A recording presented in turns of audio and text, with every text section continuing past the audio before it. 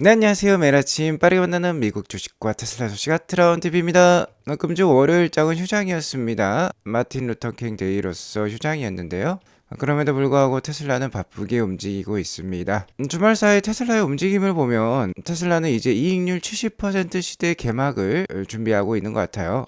오늘도 인사이트 가득한 소식들이 많으니까 시장에 앞서 구독과 좋아요 알람 설정 꼭 눌러주시기 바라겠습니다. 자, 금주 월요일장은 휴장이었어요. 그리고 저번 주에 트럼프 대통령의 광폭 행보가 있었죠. 연준장 관련 발언도 했었고 그린란드도 미국에 귀속시키겠다라는 충격적인 발언을 남기기도 했어요. 현재 미국 증시의 센티먼트는 그다지 좋지 않다라고 볼 수 있겠습니다. 올해 5월달이 되면 연준 의장 자리가 바뀔 것인데 케빈 해시 국가경제위원회 위원장이 유력했었어요. 그리고 이분은 굉장히 비둘기파적인 인물로 점쳐졌었는데 트럼프 대통령이 갑자기 말을 바꾸기 시작을 했죠. 솔직히 말해 가능하다면 이 해시를 지금 있는 자리에 남기고 싶다라며 다른 인물의 가능성을 내비쳤습니다.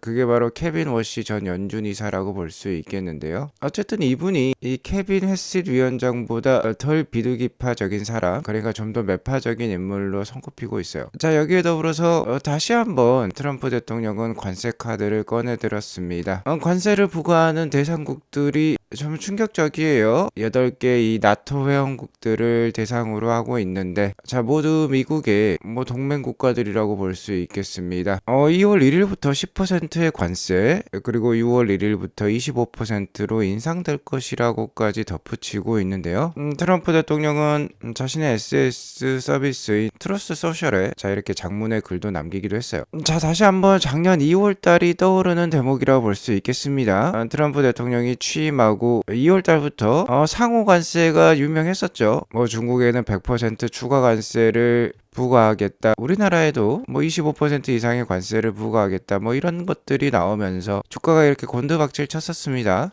자, 올해 연초 분위기도 심상치가 않죠. 그리고 이러한 지정학적 갈등을 바로 반영하는 게 비트코인 가격이라고 볼 수 있겠는데, 주말간 최근 고점 대비 5%나 하락을 보여주었어요. 최근 이렇게 반등하는 분위기에 트럼프 대통령이 찬물을 끼얹었다라고 볼 수 있겠는데요. 금주 주가 변동성은 역시나 심할 것으로 예상이 됩니다. 비트코인도 하락한 만큼 주가에도 악영향을 줄 수 있을 것 같은데요. 최근 미국 증시와 비트코인은 디커플링하는 모습이 나오고 있긴 해요. 작년에 비트코인은 30% 이상 급락세를 보여주었지만 미국 증시는 잘 상승을 했었습니다. 나스닥은 20% 이상 상승을 보여주었었어요. 아무튼 연초 주가 변동성 좀 심해질 것 같으니까 조심할 필요가 있을 것 같고요. 다만 그럼에도 불구하고 올해 11월 3일에 미국 중간선거가 있습니다. 미국 국회의원들과 주지사를 새로 뽑는 선거라고 볼 수 있겠는데 트럼프 대통령의 정치적 생명이 걸린 거나 다름없다라고 볼 수 있겠어요. 어쨌든 트럼프 대통령은 미국 제일주의를 표방하고 있기 때문에 이러한 강력한 정책들이 나오고 있는 것 같아요. 트럼프 대통령은 주가에도 신경을 많이 쓰는 대통령이기 때문에 연초 증시가 흔들리더라도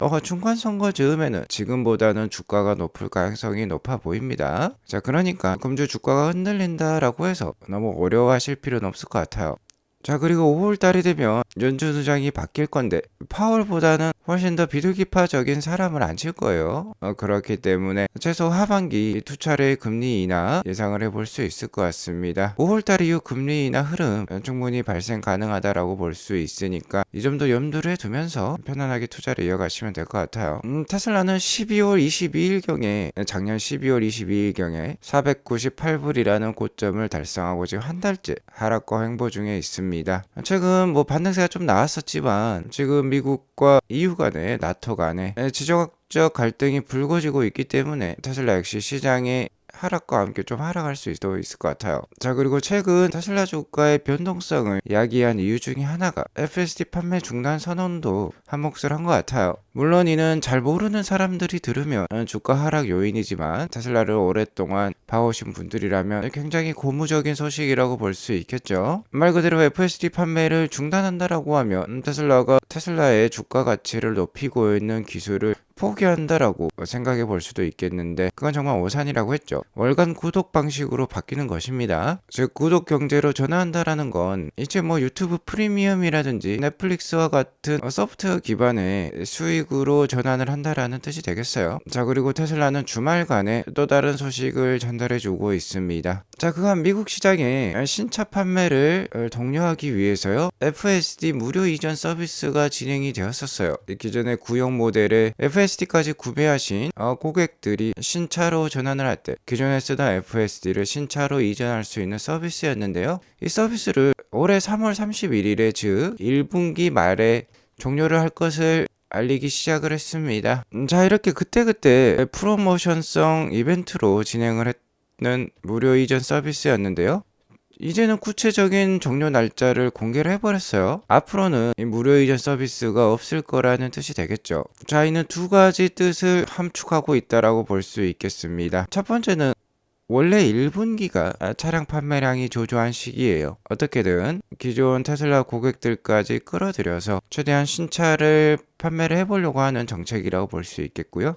두 번째는 이 일론 머스크의 FSD 판매 중단 선언과 함께하는 정책이라고 볼 수 있겠죠. 완벽한 구독 경제로 넘어가기 위해 꼭 필요한 단계라고 볼 수 있겠습니다. 이렇게 되면 이제 더 이상 분쟁의 소지가 없어요. FSD 한 번 구매 단가가 우리 돈 1,000만 원이 넘는 비싼 금액입니다. 이러한 FSD가 이 차량마다 개별로 귀속이 되어 있기 때문에 신차를 사게 되면 FSD를 또 사야만 했었어요. 그렇기 때문에 신차 판매에 머뭇거리는 기존 테슬라 고객들이 있었는데 이제 더 이상 그러한 갈등의 소지가 없어진다라고 볼 수 있겠죠. 저 개인적으로는 정말 잘한 결정이라고 생각을 합니다. 넷플릭스와 유튜브의 구글이 워낙 잘 나가고 있는 모습을 보며 이를 이미 유추해 볼 수 있다라고 볼 수 있겠죠. 자, 그리고 이러한 전환은 이 사이버캡 출시와 함께하고 있다라고 볼 수 있겠는데요. 현재 모델 Y와 사이버캡을 포함해서 로보택시는 200대가 넘어가고 있는 상황이고, 사이버캡은 미국의 5개 주에서 지금 테스트가 되고 있습니다. 일리노이, 시카고, 캘리포니아, 샌프란시스코, 텍사스 오스틴, 그리고 뉴욕 버팔로에서 사이버캡이 테스트가 되고 있었는데요. 주말간에 매사추세츠까지 추가가 되었어요. 덴버스라는 도시에서 사이버캡이 또 목격이 되었습니다. 자, 그리고 시카고에서 목격이 되었던 사이버캡은 좀 이렇게 지저분한 모습이었어요. 아무래도 시카고는 추운 곳이고 동절기 테스트를 하기 좋은 곳입니다. 테스트를 험하게 했는지 차량은 지저분한 모습이었는데요. 유독 눈에 띄는 모습이 하나 관찰이 되었어요. 바로 이렇게 물이 흘러간 모습이 나오고 있는데요. 후방 카메라에 자동 세척기가 있는 게 확인이 되었습니다. 아무래도 비전 기반의 자율주행 기술 FSD를 사용을 하고 있기 때문에 카메라가 깨끗한 시야를 확보하는 게 매우 중요하다고 볼 수 있겠죠. 자, 그리고 테스트 차량에는 아직까지 이렇게 사이드 미러가 있었습니다. 자, 하지만 실제 사이버캡이 출시가 되면 이렇게 사이버캡에 사이드 미러는 없을 것 같아요. 다시 한번 보시면은 여기 사이드 미러가 없죠. 테슬라는 사이버캡과 함께 이제 구독 경제를 준비를 하고 있는 것 같은데요. 이 구독 경제에 대한 청사진을 다음 주면 만나볼 수 있을 것 같습니다. 다음 주 테슬라 실적 발표가 있기 때문인데 우리 시간으로는 29일 목요일 새벽 한 5시 이후가 되겠어요. 그리고 그 다음 날에 애플과 아마존의 실적 발표가 있을 것 같은데, 아무튼 금주는 지정학적 갈등에 따라서 주가가 좀 흔들릴 수가 있겠어요. 하지만 다음 주부터 빅테크 기업들이 좋은 실적들을 발표를 하게 되면은 다시 상승 분위기에 타오를 수도 있겠죠. 다음 주 28일 일론 머스크가 FSD 판매 중단 선언을 하고 월간 구독 방식으로 바꾼 이유에 대해서 우리가 확인을 해볼 수 있을 것 같고요. 역시나 FSD 무료 이전 서비스가 올해 1분기로 끝날 것인데 이것에 대한 이유도 알 수 있겠죠. 즉 테슬라의 이러한 행보를 보면 테슬라는 더 이상 자동차 제조업체에서 머무르지 않고 사스 모델로 나아가고 있는 것 같습니다. 소프트웨어 애저 서비스죠. 쉽게 말해서 소프트웨어를 서비스하는 회사로 나아가고 있다고 보면 돼요. 자, 그리고 우리가 서비스를 사용하는 데 있어서, 그리고 소프트웨어를 사용하는 데 있어서 많이 쓰는 방식이 구독 방식이죠. 그리고 이러한 구독 방식은 애플, 마이크로소프트, 아마존, 쿠팡, 그리고 넷플릭스와 같은 플랫폼 기업들이 주로 채택하는 비즈니스 모델이라고 볼 수 있겠습니다. 특히 FSD 무료 이전 서비스 종료가 3월 31일로 된다라는 건 사이버캡이 4, 5월 달부터 나올 예정이기 때문에 뭔가 날짜가 딱 맞아 떨어지죠. 즉 이번 1월 28일 어닝콜에서 입장에서는 역시나 숫자는 좋지 않을 수 있지만 일론 머스크는 이날 사이버캡 등장에 맞춰서 서비스 중심 업체로 전환을 선언할 것 같습니다. 이와 관련해서 돈나무 누나 캐시 우드 역시 테슬라의 최근 행보에 대해서 평가를 해주고 있어요. 캐시 우드는 시장의 관심이 로보택시 시장으로 옮겨가고 있다라고 얘기하고 있습니다. 테슬라 자동차 산업의 마진은 15% 유리라고 볼 수 있겠는데 이를 벗어나고요. 로보택시로 사업 모델이 전환이 된다라고 하면 이 사스 모델처럼 반복적인 매출을 창출하는 모델로 전환이 되고 마진율은 무려 70에서 80%에 달한다라고 합니다. 충분히 맞는 말이죠. 일론 머스크는 로보택시가 완성이 되면 자동차의 효용 가치가 5배 이상 증가한다라고 했어요. 당연히 이렇게 되면 마진율도 5배 증가할 수 있겠죠. 15%에다 곱하기 5를 하게 되면 거의 75%대의 마진율이 나옵니다. 로보택시 한 대가 24시간 쉬지 않고 돈을 벌어 오기 때문에 충분히 이러한 마진율 가능하다라고 볼 수 있겠죠. 대부분의 사람들은 하루에 본인 차량을 평균 2시간 정도 이용하고 있습니다. 하지만 로보택시는 24시간 운영이 될 수 있기 때문에 솔직히 그 효용 가치가 5배를 훌쩍 뛰어넘을 수도 있어요. 그리고 캐시 우드는 옵티머스에 대한 얘기도 덧붙이고 있는데요. 로보택시에 비해서 제대로 작동하도록 만드는 것이 20만 배나 더 어렵다라고 합니다. 그럼에도 불구하고 최근 큰 반향을 일으키고 있다라고 하는데요. 최근 현대차 그룹의 보스턴 다이나믹스도 아트라스를 선보이면서 꽤 좋은 평가를 받고 있죠. 주가도 굉장히 많이 올랐어요. 하지만 중요한 것은 역시나 이 두뇌에 있다라고 볼 수 있겠습니다. 현대차나 보스턴 다이나믹스는 직접 이 반도체 AI 칩을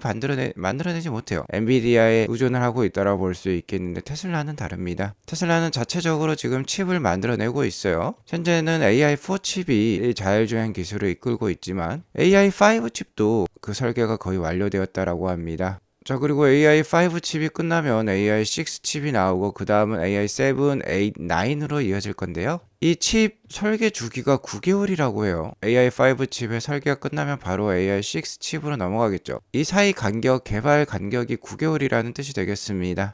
이는 삼성전자에도 굉장히 좋은 소식이라고 볼 수 있겠죠. 삼성전자 오스틴 팹이 테슬라의 AI5, AI6 칩을 많이 생산해낼 거예요. 자, 아무튼 현재 존재하는 AI4 자체만으로도 인간을 훨씬 뛰어넘는 수준의 자율주행 안정성을 달성할 것이라고 얘기하는데요. AI5부터는 자동차를 거의 완벽하게 만들어낼 수 있다고 합니다. 그리고 여기 보시면 옵티머스의 성능을 크게 향상시키는 게 바로 AI5 칩이라고 해요. 그러면 캐시 우드가 20만 배 어렵다라고 했는데 이 AI5 칩이 옵티머스에 들어가게 되면 남들이 해내지 못하는 작업들을 옵티머스가 해낼 수 있겠죠. 이게 이제 9개월밖에 남지 않았다라는 뜻이 되겠습니다.